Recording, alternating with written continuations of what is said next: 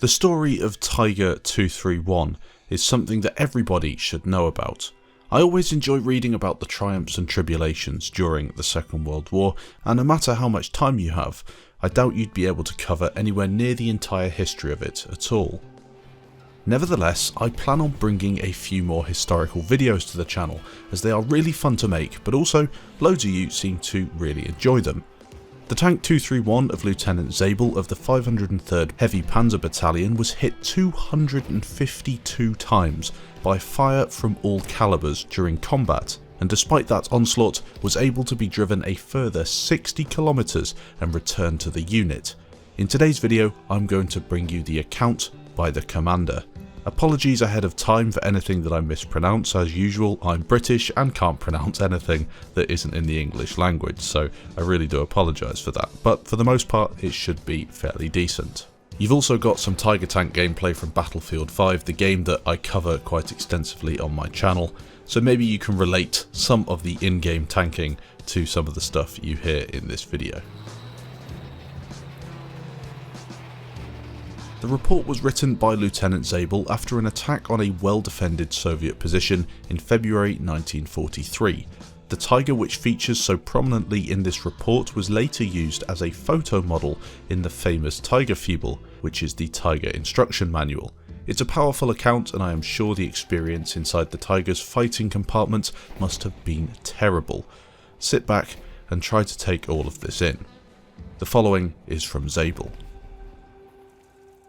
On the 10th and 11th of February 1943, in an attack on the collective farm west of Sirenikovo, Battle Group Sander faced greatly superior forces. The Tigers in the lead platoon drew most of the enemy fire to themselves, giving relief to the lighter units following.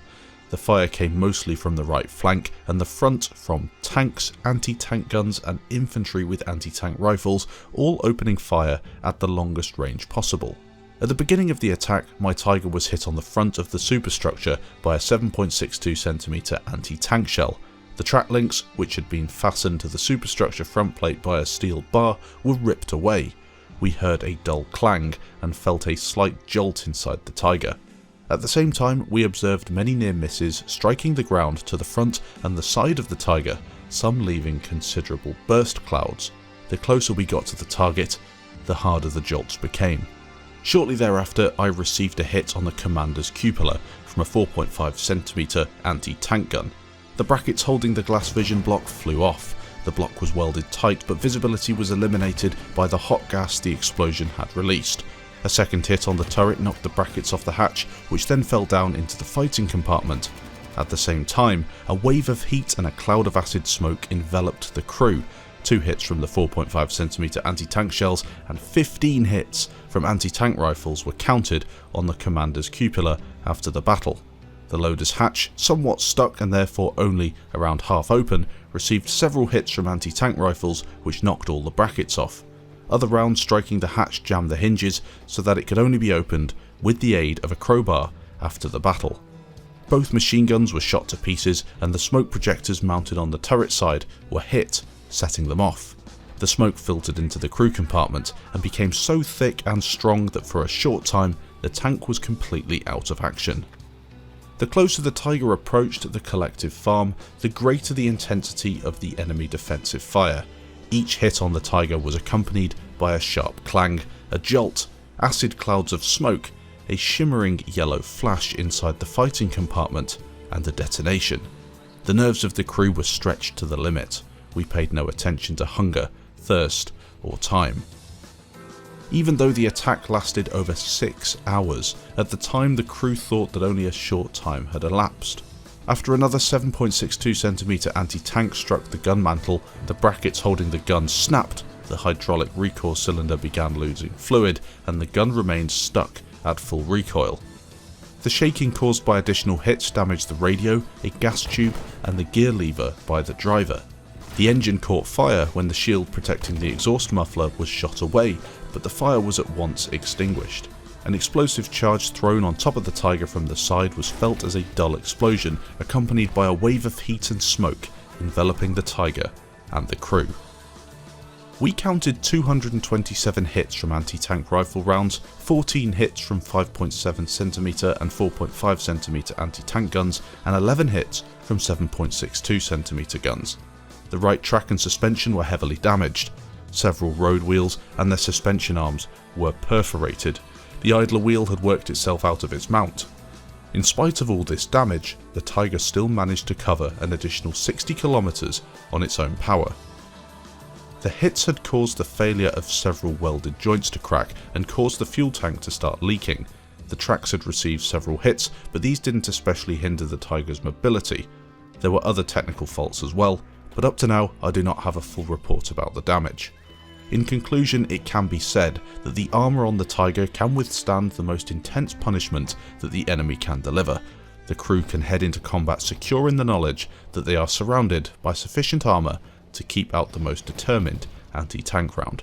Signed, Lt Zabel. The verdict from myself, well, if you can count all the Tiger tanks versus the number of enemy tanks claimed to be destroyed by Tigers, the Tiger tank killed 11.52 tanks for every one of their own destroyed in battle. That being said, Tigers did suffer a large number of non-combat losses, with a lot of chaos during wartime and the Tiger having some mechanical issues which would chip away at the number of deployable tanks. If you were to count the non-combat losses, such as vehicles broken down and abandoned, the number sharply drops off to 5.25 tanks killed for every Tiger. That's still a lot though. That's a big KD ratio for a tank that is considered as one of the most formidable during that Second World War.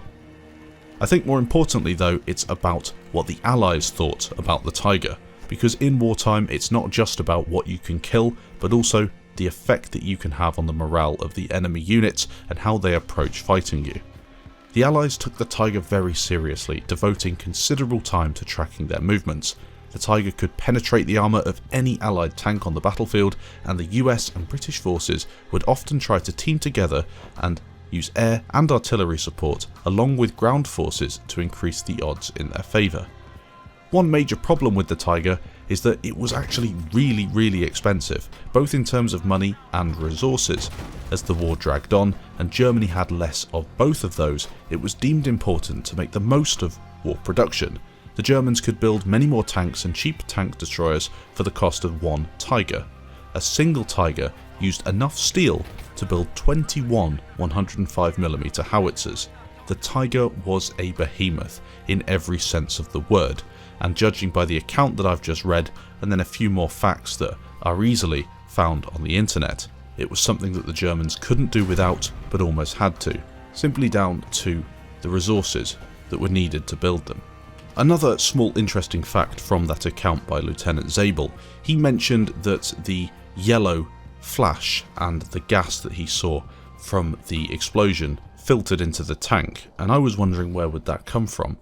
In fact, I did a bit of research, and some Russian anti-tank rifles had steel-jacked ammunition with a core containing tear gas that was meant to gas the crew out of the vehicle.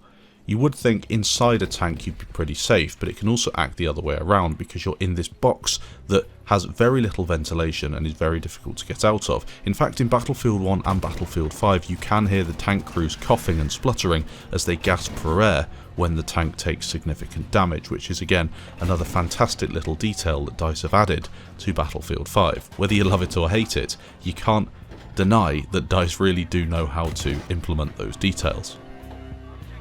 Hopefully you enjoyed this historical account and this historical video. If you did, leave a like down below. Let me know if there's any other stories that you want me to cover, but I will be bringing more to the channel. Thanks for watching, and I'll catch you in the next video.